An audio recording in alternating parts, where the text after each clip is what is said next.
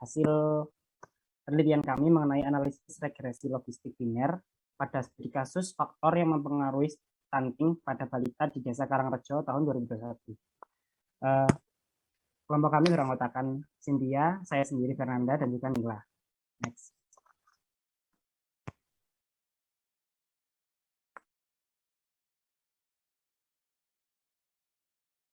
Kalau udah bisa dilanjut aja. Udah terlihat kok. Selanjutnya untuk pokok bahasannya ada pendahuluan, metode penelitian, hasil dan pembahasan, serta kesimpulan dan saran. Next. Untuk pendahuluan, next. Latar belakangnya berdasarkan data survei status gizi balita di Indonesia. Pada tahun 2019, prevalensi stunting di Indonesia mencapai 27,7%, yang artinya sekitar 1 dari 4 anak balita di Indonesia mengalami stunting. Angka tersebut masih sangat tinggi dibandingkan dengan ambang batas yang ditetapkan oleh WHO, yaitu sebesar 20%. Dalam upaya penanganan stunting di Indonesia, pemerintah sendiri sudah menargetkan program penurunan stunting menjadi 14% pada tahun 2024 mendatang. Untuk memenuhi target tersebut, tentunya diperlukan untuk mengetahui faktor penyebab kasus stunting serta faktor yang paling berpengaruh terhadap kasus stunting, agar dapat melakukan pencegahan serta penanganan terhadap kasus stunting. Regresi logistik sendiri merupakan model regresi yang digunakan apabila variabel responnya bersifat kualitatif, serta metode analisis regresi logistik biner digunakan untuk mencari hubungan antar variabel respon atau Y yang bersifat biner atau dikotomus dengan variabel prediktor atau X yang bersifat polikotomus. Dikarenakan stunting sebagai variabel dependen merupakan variabel yang terdiri dari dua kategori, stunting dan tidak stunting, maka metode regresi yang dapat digunakan ialah metode regresi logistik biner. Next.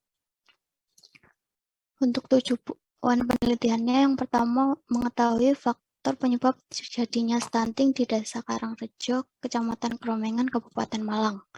Dan yang kedua, mengetahui faktor yang paling berpengaruh terhadap terjadinya stunting di Desa Karangrejo, Kecamatan Kromengan, Kabupaten Malang. Next. Selanjutnya metode penelitian. Next. Terkait sumber data yang digunakan pada penelitian ini adalah data primer yang didapatkan dari penyebaran angket. Dengan pengambilan sampel merupakan teknik sampel purposive sampling dengan responden masyarakat yang bertempat tinggal di Desa Karangrejo, Kecamatan Kromengan, Kabupaten Malang, dan mempunyai anak berusia 0 sampai 59 bulan. Next. Untuk langkah analisis data, yang pertama ada menentukan jenis analisis yang akan digunakan, yang kedua menentukan variabel yang akan digunakan, yang ketiga menentukan populasi serta sampel penelitian, yang keempat mengumpulkan data sesuai dengan variabel yang telah ditentukan, yang kelima melakukan analisis deskriptif agar memperoleh informasi yang lebih mudah dipahami, yang keenam dilakukannya uji multikolinearitas, kemudian melakukan estimasi parameter serta melakukan pengujian parameter secara simultan maupun parsial. Selanjutnya dilakukan uji kesesuaian model dan yang terakhir dibuat interpretasinya. Next. Terkait analisis statistik deskriptif digunakan untuk memberikan informasi terkait data yang tersedia. Ya, selanjutnya ada uji multikolinearitas, itu digunakan untuk mengetahui apakah dalam model regresi ditemukan adanya korelasi antar variabel bebas atau independen. Untuk mendeteksi adanya multikolinearitas dengan menggunakan nilai tolerance atau FIV. Sedangkan nilai VIF sendiri bisa dicari melalui rumus berikut. Next. Baik, selanjutnya melakukan pembentukan model. Kita menggunakan regresi logistik biner yang digunakan untuk mengetahui hubungan antara satu variabel respon yang berupa data kualitatif dikotomi dan beberapa variabel prediktor. Nah, model regresi logistik biner adalah sebagai berikut. Kemudian model ini tidak linear sehingga perlu dilakukan transformasi dan menggunakan log atau disebut transformasi logit, sehingga logit dari PXI adalah sebagai berikut. Kemudian kita menduga parameter regresi logistik bisa dilakukan dengan MLE, tapi jika metode ini tidak menghasilkan solusi yang closed form, maka bisa dilanjutkan dengan iterasi Newton-Raphson sampai menemukan solusi yang konvergen. Pada MLE, setiap pasangan pengamatan diasumsikan saling bebas atau independen, sehingga fungsi likelihood merupakan gabungan dari fungsi distribusi masing-masing pasangan dan fungsinya adalah sebagai berikut. Kemudian melakukan pengujian parameter secara serentak dan parsial. Uji signifikansi secara simultan atau keseluruhan, kita menggunakan uji G atau likelihood ratio test dengan hipotesis nolnya, berarti variabel X tidak berpengaruh terhadap variabel Y secara simultan, dan rumus uji G adalah sebagai berikut dengan kriteria penolakan H0 bila p-value kurang dari 9 alfa. Kemudian menguji signifikansi secara parsial dengan menggunakan uji Wald dengan hipotesis nolnya bahwa variabel XI tidak berpengaruh terhadap variabel YI. Dan rumus uji Wald adalah sebagai berikut dengan kriteria penerimaan H0 bila p-value lebih dari alfa. Kemudian menguji kecocokan model, kita menggunakan uji Hosmer-Lemeso dengan hipotesis 0, model sesuai, dan hipotesis 1, lalu melakukan interpretasi hasil. Untuk hasil dan pembahasan akan dijelaskan oleh rekan saya. Yang pertama, statistika deskriptif dijelaskan melalui dua diagram yang menunjukkan yang pertama diagram lingkaran balita stunting dan juga histogram umur balita. Next. Kemudian deteksi multikolinearitas dilihat dari nilai VIF, di mana dari nilai VIF dari seluruh variabel bernilai kurang dari 10, dan juga bisa dilihat dari nilai tolerance dari seluruh variabel bernilai lebih besar dari 0,1. Next. Didapatkan parameter sebagai berikut.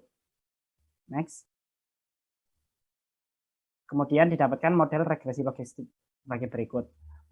Akan tetapi berdasarkan kolom signifikansi, tidak ada satupun parameter yang nilai signifikansinya lebih kecil dari 0,05, sehingga dapat disimpulkan semua variabel tidak berpengaruh signifikan terhadap model. Next. Kemudian ada uji kecocokan model dengan uji Hosmer dan Lemeso test, dan didapatkan nilai P sebesar 0,88 dan nilai tersebut lebih besar dari alfa yaitu 0,05, sehingga dapat disimpulkan model cocok. Kemudian dari hasil uji parsial didapatkan nilai signifikansi dari kolom signifikansi semuanya nilainya lebih besar dari 0,05, sehingga dapat disimpulkan secara parsial variabel X1, X2, X3, X4, dan X5 tidak berpengaruh signifikan terhadap model.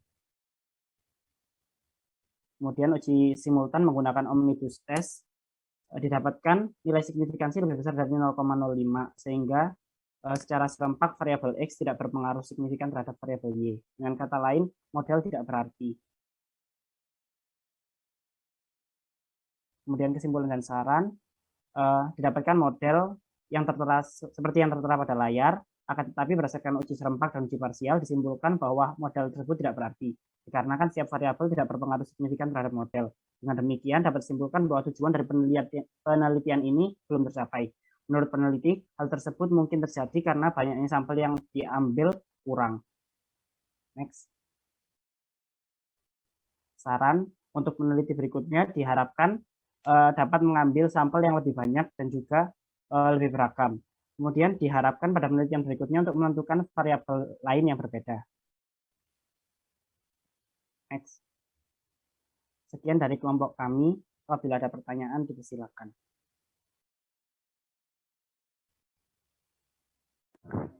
Baik, mungkin dari teman-teman atau kakak-kakak yang lain ada yang ingin ditanyakan?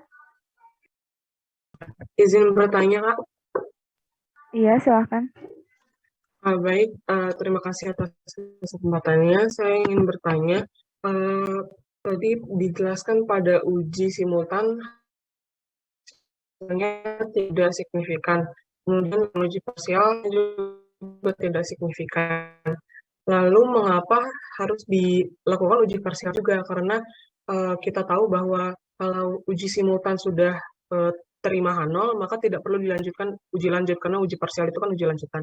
Kemudian, itu yang pertama. Kemudian, apakah ada kemungkinan bahwa modelnya itu butuh transformasi, jadi mungkin bisa diselesaikan dengan model yang sama, tapi ditambah dengan transformasi. Jadi, ada interpretasinya saja jadinya bertambah. Mungkin itu yang bisa dipertimbangkan. Terima kasih.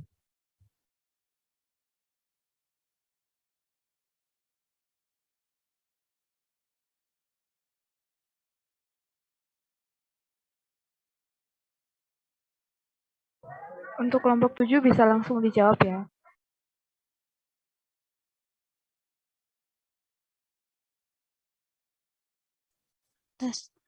Sebelumnya, terima kasih Ayu atas pertanyaannya.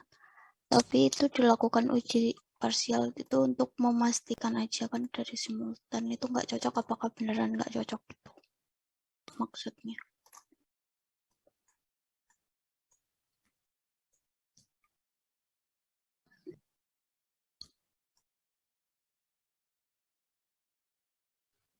Apa ada tanggapan dari Ayu?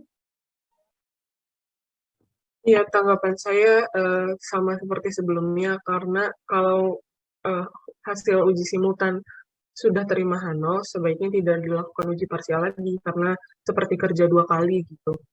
Kemudian mungkin siapa tahu datanya itu perlu transformasi, jadi sebenarnya masih bisa diambil kesimpulan gitu. Terima kasih. Terima kasih Ayu atas sarannya. Oke, terima kasih. Mungkin bisa di stop share dulu sebelum lanjut. Nah, dari teman-teman yang lain, ada lagi yang mau ditanyakan?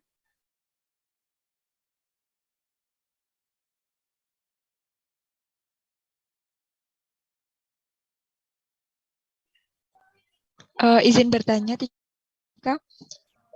Kalau semisal pada variabel prediktor yang digunakan, itu terjadi masalah multikolinearitas dan itu tidak ditangani. Kira-kira efeknya terhadap estimasi parameter yang dilakukan itu bagaimana?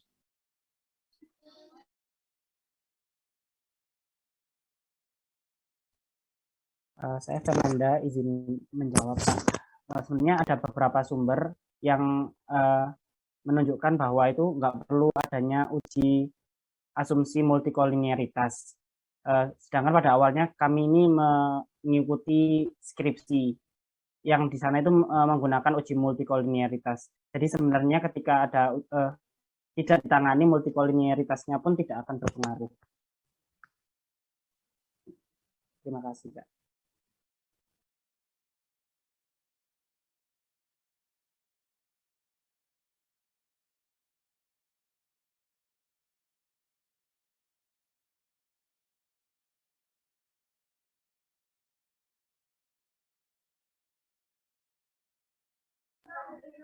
Baik, mungkin dari teman-teman yang lain ada lagi yang mau ditanyakan atau menyampaikan saran?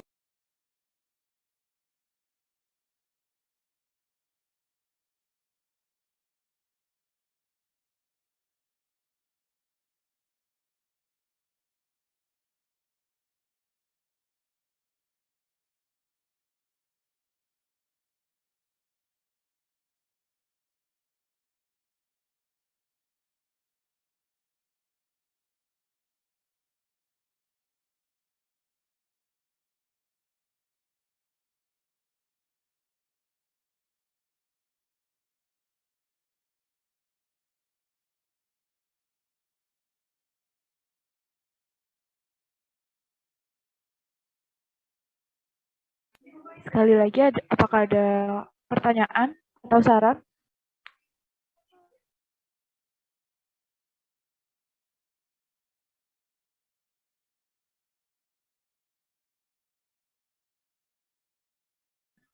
Oke, baik, jika tidak ada pertanyaan, bisa dicukupkan presentasi.